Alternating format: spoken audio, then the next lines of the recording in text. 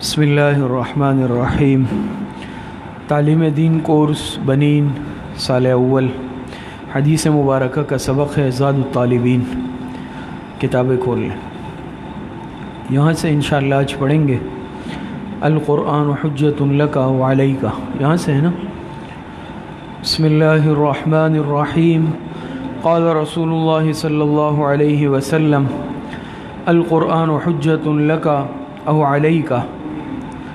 جناب نبی کریم صلی اللہ علیہ وسلم کا ارشاد مبارک ہے کہ قرآن کریم یا تو تمہارے لیے حجت ہے یا تمہارے خلاف حجت ہے، یعنی یہ قرآن کریم انسان کے لیے قبر میں، حشر میں، آخرت میں حجت، دلیل اور سفارشی بن سکتا ہے، اور یہی قرآن کریم قبر، حشر، آخرت میں انسان کے خلاف دلیل، حجت اور دلیل، حجت اور سفارشی بن سکتا ہے۔ اس میں دونوں جہتیں ہیں۔ اب یہ انسان کے اوپر موقوف ہے کہ یہ اس قرآن کریم کو اپنے حق میں سفارشی بناتا ہے یا اس کو اپنے خلاف دلیل، حجت اور سفارشی بناتا ہے۔ بات سمجھ میں آ رہی ہے؟ اگر دنیا میں قرآن کریم کے حقوق کا خیال رکھا، قرآن کریم کو یاد رکھا، اس کی تلاوت کرتے رہے، اس کے آداب کی رعایت رکھی، اس کے احکامات اور تعلیمات پر عمل کیا، تو یہ قرآن کریم انسان کے لیے آخرت میں سفارش کرے گا، اس شخص کے حق میں، حامل قرآن کے حق میں، بلکہ قبر میں بھی سفارشی بنے گا، آخرت میں بھی سفارشی بنے گا۔ اور خدا نخواستہ اگر اس قرآن کریم کو پس پش ڈالا، اسے نظر انداز کیا، اس کو یاد نہیں رکھا، اس کی تلاوت نہیں کی، اس کے احکامات پر عمل نہیں کیا، وہ یہ قرآن کریم انسان کے خلاف گواہی دے گا اور انسان کے خلاف دلیل اور حجت بنے گا، انسان کے خلاف اللہ پاک سے سفارش کرے گا۔ اور حدیث مبارکہ سے جیسے ثابت ہے کہ یہ ایسا سفارشی ہے کہ جس کی سفارش قبول کی جاتی ہے، اس کی سفارش رد نہیں کی جاتی۔ اگر یہ انسان کے حق میں سفارش کرے وہ بھی قبول کی جاتی ہے، اور اگر یہ کسی کے خلاف سفارش کرے وہ بھی مسترد نہیں کی جاتی بلکہ وہ بھی قبول کی جاتی ہے۔ اب ہم دیکھ لیں اپنی زندگیوں کو کہ ہمارا قرآن کریم سے کتنا رشتہ اور کتنا تعلق ہے۔ آج افسوس کے ساتھ کہا جاتا ہے کہ قرآن کریم سے ہمارا تعلق بہت کمزور ہے۔ دیکھیں ہم صورتحال کا خود ہر انسان اپنے گریبان میں جھانک لے اور اپنا جائزہ لے لے۔ آج قرآن کریم کے ساتھ ہمارا کیا معاملہ ہے؟ ہمیں قرآن کریم کب یاد آتا ہے؟ جب ہمارے اپنے کوئی لین دین کا معاملہ، تنازع، لڑائی جھگڑا ہوتا ہے، قسم کھانے کی نوبت آتی ہے کہ بھائی جلدی سے قرآن لاؤ اور فلاں سے قرآن پہ ہاتھ رکھواؤ، فلاں سے قرآن پہ ہاتھ رکھواؤ۔ پھر قرآن کریم کو گھر کے کسی کونے میں رکھا ہوتا ہے، اس کی گرد جاڑی جاتی ہے اور اس کو ہم اپنے قسموں کے لیے اور ہاتھ رکھنے کے لیے استعمال کرتے ہیں۔ یہ اس کے لیے نازل نہیں ہوئی ہے قرآن کریم، لڑائی جھگڑوں کے حل کے لیے۔ اور یا پھر اگر بچی کی رخصتی ہے، شادی ہے، تو کہتے ہیں بھائی قرآن لاؤ، اس کے سائے میں اس کو رخصت کریں۔ اس کے علاوہ ہمیں قرآن کریم اٹھانے کی توفیق آج نہیں ہوتی، حقیقت یہ ہے۔ تو بہرحال قرآن کریم سے اگر رشتہ آج خدا نخواستہ کمزور ہوا، تعلق کمزور ہوا، تو یہ قرآن کریم پھر انسان کے خلاف اللہ پاک کے سامنے حجت پیش کرے گا۔ لیکن خوش قسمت ہے وہ انسان جس نے اس قرآن کریم کو اپنے سینے سے لگایا۔ اور اس میں دیکھیں یہ بات بھی شامل ہے کہ قرآن کریم کو تجوید کے ساتھ اور صحیح انداز کے ساتھ پڑھنا، یہ بھی سیکھا جائے۔ آج اتنی غفلت ہم برتتے ہیں، دنیا جہاں کی ڈگریاں ہم جمع کر لیتے ہیں، لیکن جہاں قرآن کریم پڑھنے کا معاملہ آتا ہے تو پھر حقیقت یہ ہے کہ ہم اس میں صفر اور ناکام ہوتے ہیں۔ بہت ساری جگہوں پہ آپ حضرات کو بھی شاید موقع ملا ہو، بعض ایسی جگہیں ہیں جہاں سب اچھے خاصے عصری تعلیم یافتہ لوگ ہوتے ہیں، لیکن اگر کوئی نماز پڑھانے آگے ہو جائے، اس طرح کا معاملہ ہو، کہیں پر امام نہ ہو، تو پھر حقیقت یہ ہے کہ اندازہ ہوتا ہے۔ ابھی قریب میں، زیادہ وقت نہیں ہوا، کچھ وقت قبل ہمارا سفر تھا، تو ایئرپورٹ پہ مغرب کی نماز کا وقت ہوا۔ ہمارے ساتھ اتفاق سے ایک بہت بڑے عالم بھی تھے، بہت بڑے عالم محدث ہے، شیخ الحدیث ہے بہت بڑے اداروں میں، وہ بھی اتفاق سے ساتھ جا رہے تھے، ساتھ ہو گئے ایئرپورٹ پہ۔ مغرب کی نماز ہم نے کہا حضرت نماز پڑھ لیتے ہیں، انہوں نے کہا ہم گئے تو نماز کھڑی ہو چکی تھی، ساتھی تھے نماز، اور بالکل لحن جلی، لحن خفی نہیں، لحن جلی میں کہوں گا، ایسی غلطی جس سے نماز فاسد ہو جاتی ہے، تجوید میں اس طرح کی غلطیاں۔ تو بہرحال ہم صاحب ایمان ہیں، اور قرآن کریم کو تجوید اور تلفظ کے ساتھ سیکھنا اور پڑھنا ہر مسلمان کے ذمہ فرض ہے، یہ فرض ہے۔ اتنی غفلت آج میں اپنا لوں کہ میں عصری تعلیم میں بڑے بڑے عہدوں پہ پہنچ جاؤں، لیکن قرآن کریم میں صحیح تجوید صفات اور مخارج کے ساتھ پڑھنے پر بھی قادر نہیں ہوں، تو یہ میرے لیے بہرحال بہت ہی افسوس کا مقام ہوگا۔ تو یہ حدیث مبارکہ، اس سے ہمیں سبق ملتا ہے کہ قرآن کریم کے احکامات پر عمل کریں، اس کو یاد رکھیں، اس کی تلاوت۔ آج یہ بھی دیکھ لیں ہم میں سے قرآن کریم کی روزانہ تلاوت کون کرتا ہے اور کتنی مقدار میں کرتا ہے، ہر ایک ساتھی دیکھ لے، غور کر لے اس پر۔ تو یہی صورتحال سامنے آتی ہے کہ شاید رمضان کے موقع پہ ہم قرآن کریم کی تلاوت کرتے ہیں، پھر اگلے رمضان کے موقع پہ ہم قرآن کریم کی تلاوت کرتے ہیں، لیکن ایسے خوش قسمت بھی ہوتے ہیں الحمدللہ جن کا روزانہ کا معمول ہے ترتیب کے مطابق 1 سپارہ، 2 سپارے، 3 سپارے، اور روزانہ تلاوت کرتے ہیں۔ تو ہم میں سے ہر ساتھی یہ نیت اور ارادہ کریں کہ قرآن کریم کے روزانہ کم از کم 1 پارہ، کم از کم 1 پارہ تلاوت کریں گے، زیادہ جتنی اللہ پاک توفیق دے۔ یہ سمجھ میں آ گئی؟ آگے دیکھیں، بسم اللہ الرحمن الرحیم، قال رسول اللہ صلی اللہ علیہ وسلم الجرس مزامیر الشیطان۔ جناب نبی کریم صلی اللہ علیہ وسلم کا ارشاد مبارک ہے، الجرس مزامیر الشیطان، جرس کہتے ہیں گھنٹی کو، مزامیر مزمار کی جمع ہے، مزمار کے معنی آتے ہیں مزامیر یعنی باجا، بانسری۔ جناب نبی کریم صلی اللہ علیہ وسلم کا ارشاد مبارک ہے، گھنٹی یہ شیطان کا باجا ہے، گھنٹی یہ شیطان کا باجا ہے۔ تو جرس کے معنی آتے ہیں گھنٹی کے، شریعت نے اس چیز کو پسند نہیں کیا، یہ شیطان کی بانسری ہے، باجا ہے، اس کے ذریعے سے شیطان انسان کے دل میں وساوس پیدا کرتا ہے، گناہوں کے خیالات پیدا کرتا ہے، اسی لیے یہ گھنٹی ہے، باجا ہے، میوزک ہے، ساری جتنی بھی اس قبیل کی چیزیں ہیں یہ اس میں شامل ہے، اس سے اجتناب ضروری ہے۔ اور احادیث مبارکہ سے ثابت ہے کہ بعض جانوروں کو گلے میں گھنٹی ڈالی گئی، آپ علیہ الصلاۃ والسلام نے اس سے منع فرمایا اور اس عمل کو سخت ناپسند فرمایا۔ حضرت عائشہ رضی اللہ عنہ کی خدمت میں ایک چھوٹی بچی لائی گئی جس کے پیروں میں پازیب ڈالے گئے تھے، جو بچتے ہیں نا، حضرت عائشہ رضی اللہ عنہ نے فوراً نکالنے کا حکم دیا۔ تو اس طرح کے واقعات بہت سارے روایتوں میں آتے ہیں۔ تو بہرحال یہ گھنٹی، چاہے یہ گھنٹی کی شکل میں ہو جیسے جانور کے گلے میں باندھی جاتی ہے، جانوروں کے پیروں میں اس طرح کے وہ بجنے والے وہ ڈالے جاتے ہیں، چھوٹے بچوں کے پیروں میں گلے میں ڈالے جائیں، یا خود انسان اپنے گلے میں ہاتھوں میں ڈالیں، یہ ناجائز ہے، منع ہے، شریعت نے اس سے روکا ہے۔ اسی طریقے سے ہر وہ چیز جس میں گھنٹی، بانسری، باجا، میوزک کا عنصر شامل ہے، یہ چیز جائز نہیں ہے، یہ شیطانی آلات ہے۔ لیکن آج کل دیکھیں نا آپ، ہر چیز کے اندر تقریباً میوزک اور یہ چیزیں شامل ہیں۔ بچوں کے لیے اگر آپ کھلونے لے رہے ہیں، کوئی کھلونا ہی شاید ایسا ملے کہ جس میں بجنے میں میوزک وغیرہ نہ ہو، چھوٹے موٹے کھلونے آپ لے اس میں میوزک ہے۔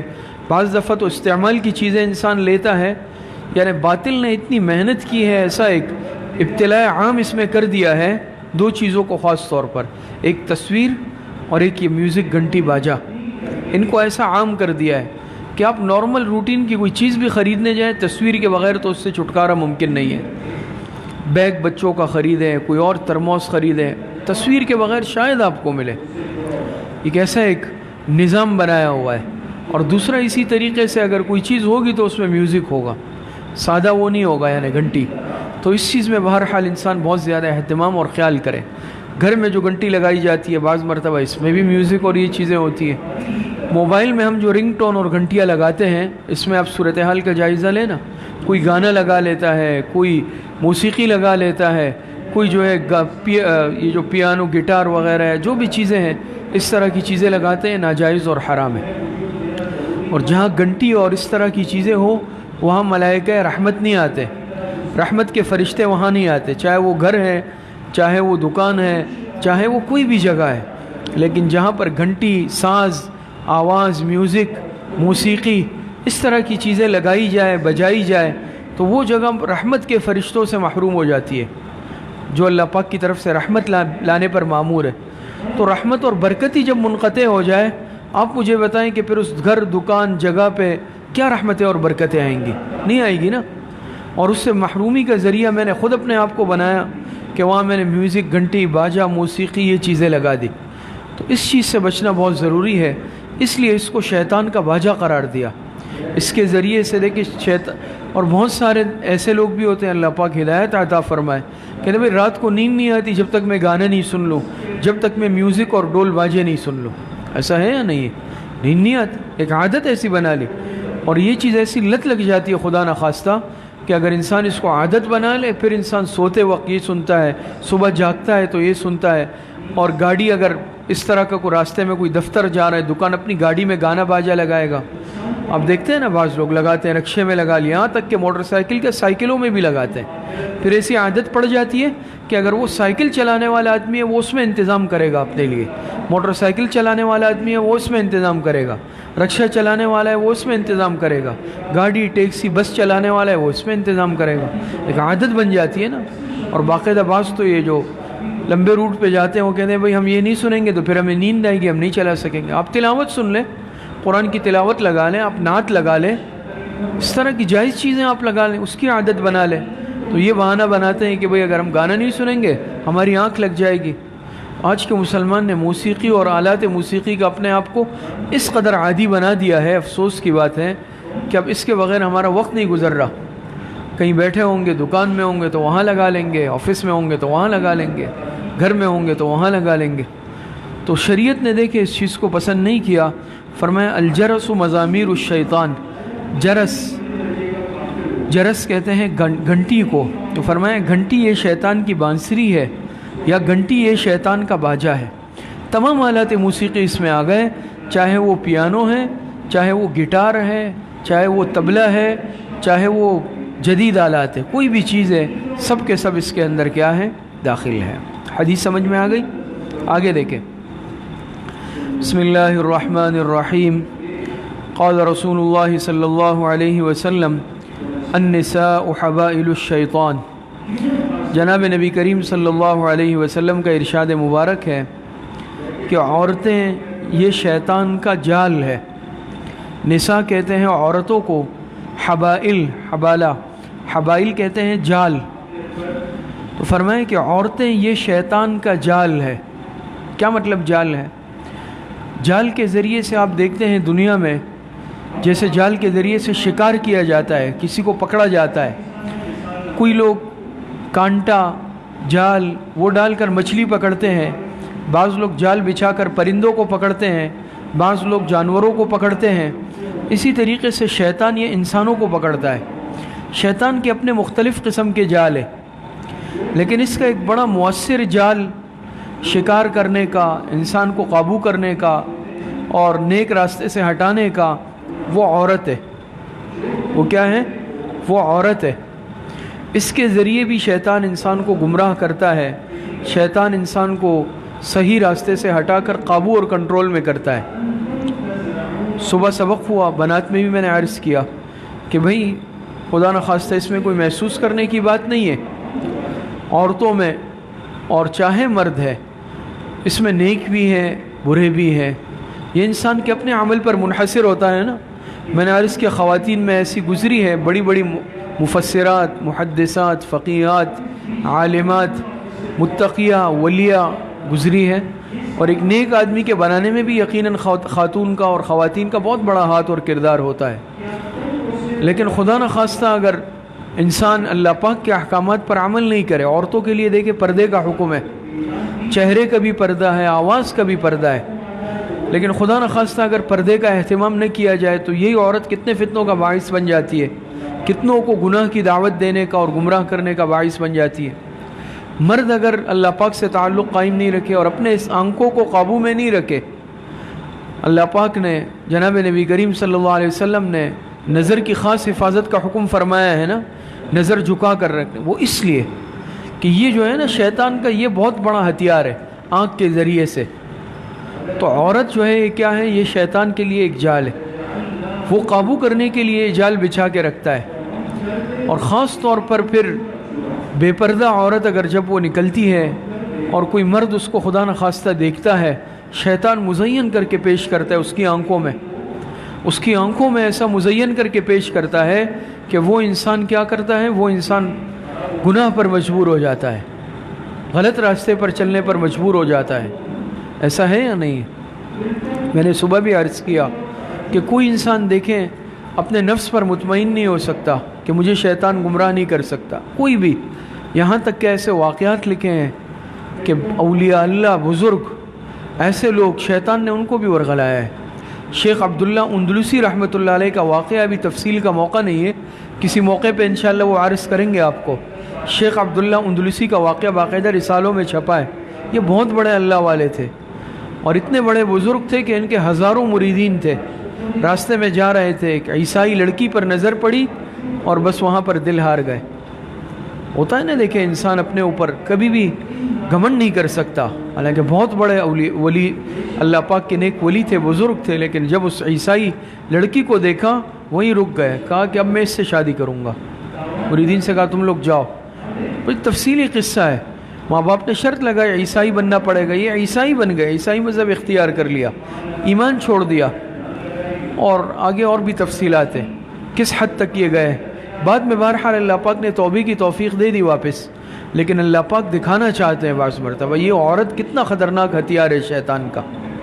اور ہمارے معاشرے میں تو آپ کے لیے، ہمارے لیے سمجھنا مشکل بھی نہیں ہے، اس کو سمجھنا بہت آسان ہے کہ کتنے بیسیوں واقعات ہوتے ہی نہیں ہوتے۔ ہمارا نوجوان طبقہ بعض مرتبہ اس چکروں میں پڑ جاتا ہے، اور خدا نخواستہ بعض مرتبہ ایسا بھی ہوتا ہے، یہ باطل کا بھی ہتھیار ہے، وہ بھی اس ہتھیار کو، جیسے شیطان کا جال ہے نا، آج باطل بھی اس ہتھیار کو استعمال کر رہا ہے، نوجوان لڑکوں کو پھنسا کر عورت کے زن کے فتنے میں، اس کو فتنہ زن کہا جاتا ہے، کہتے ہیں نا زر، زن، زمین، یہ تین چیزیں بہت بڑے فتنے کا باعث ہے، حقیقت بھی ہے۔ اور جب پھنسا دیتی ہے، اب جب اس کا دماغ معاف ہو جاتا ہے کہ بھئی اب تو میں اپنا مذہب تبدیل کرنا پڑے گا اگر شادی کرنی ہے، اور خدا نخواستہ اگر کسی انسان کی قسمت میں بدبختی ہو تو وہ اپنا مذہب اور ایمان بھی چھوڑ دیتا ہے۔ ایسا ہوتا ہی نہیں ہوتا، لا مذہب ہو جاتا ہے، بعض مرتبہ ارتداد اختیار کر لیتا ہے، اور ایمان سے ایک عورت کی خاطر انسان ایمان سے چلا جاتا ہے۔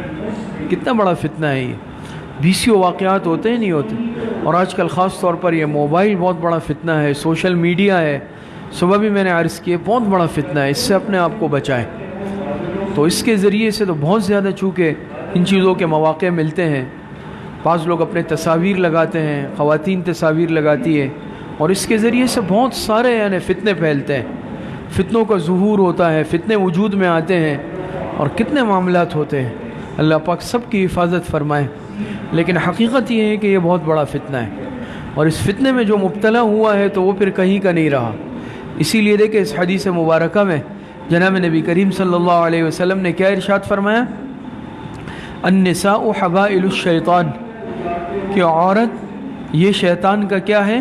یہ شیطان کا جال ہے، شیطانی جال ہے۔ شیطان اس کے ذریعے سے انسانوں کو کیا کرتا ہے؟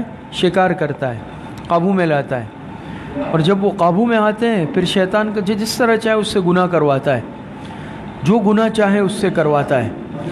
تو خاص طور پر جہاں دیگر فتنے آج بارش کی طرح برس رہے ہیں، ایک اس میں فتنہ زن بھی ہے، عورت کا فتنہ بھی ہے، اور اس میں بنیادی سبب اور کردار وہ بے پردگی کا اور آنکھ کی غلط استعمال کا، یہ دو چیزیں ہیں، بے پردگی اور اس آنکھ کا غلط استعمال۔ تو صبح میں نے یہ عرض کیا بنات کے سبق میں کہ بھئی پردے کا بہت زیادہ اہتمام کیا جائے، اسی لیے شریعت نے دیکھیں کس قدر پردے کا حکم دیا ہے۔ وَقَرْنَ فِي بُيُوتِكُنَّ وَلَا تَبَرُّجْنَ تَبَرُّجَ الْجَاهِلِيَّةِ الْأُولَىٰ، کیوں اللہ پاک نے حکم دیا؟ پردے کا کیوں حکم دیا؟ عورت کی آواز تک پردہ ہے، آواز تک پردہ ہے، تو یہ فتنے اس سے پھیلتے ہیں۔ اور ہمارے لیے بہرحال یہ حکم ہے کہ ہم اپنی آنکھ کو قابو میں رکھیں، غلط نہیں دیکھیں، آنکھ کو، نظر کو غلط استعمال نہیں کریں، تاکہ انسان خاص طور پر اس فتنے سے اپنے آپ کو محفوظ رکھے۔ اور ایک واقعہ بھی لکھا ہے کہ ایک مسلمانوں کا لشکر ایک علاقے سے گزر رہا تھا، مسلمانوں کا، تو وہاں کے جو غالباً عیسائی تھے انہوں نے یہ چال اختیار کی کہ یہ ہمارے قابو میں نہیں آ رہے مسلمان اور ہم ان سے جیت نہیں سکتے. سارے علاقے انہوں نے فتح کر لیے.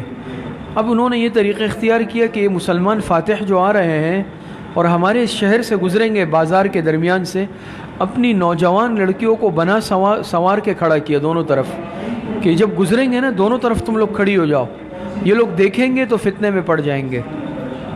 لیکن بہرحال وہی مضبوط ایمان والے تھے. جب ان کا لشکر گزرا ایک فرد نے آنکھ اٹھا کر نہیں دیکھا کہ دائیں کیا ہیں اور بائیں کیا ہیں. اللہ پاک نے ایسی حفاظت فرمائی. تو بنے ہوئے لوگ تھے نا، اپنی آپ ایمان کی حفاظت کرنا جانتے تھے. آج آنکھ کی حفاظت جب ہم نہیں کرتے اور آنکھ کو غلط استعمال کرتے ہیں تو بالآخر بعض مرتبہ ایمان تک رخصت ہو جاتا ہے.